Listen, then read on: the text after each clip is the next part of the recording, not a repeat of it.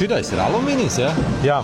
Tāds spīdīgs. Viss mums lokās, un pēc tam viņš vēl ar pulvera krāsojās. Tā tāda specifiska lieta. Šajā noliktavā top visu veidu locījumu.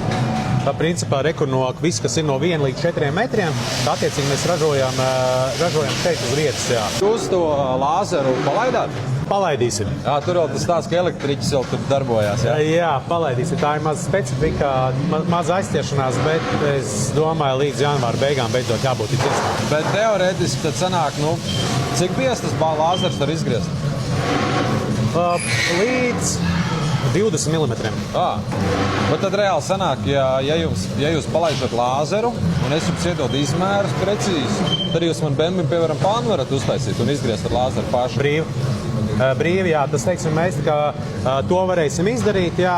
Tā kā pamatlieta mums ir tas balstīt viņu uz jauno produktu, tas būs atsevišķs stāstīgs pārsteigumīgs, bet tā doma kā tāda, jā, jo īstenībā tāds kā pāna vai tāda nestandarta lietas mums diezgan bieži pajautā. Tāda iespēja būs atsūta, sazīmē, un to visu varēja ne tikai izgriezt, bet arī uzlocīt varēs.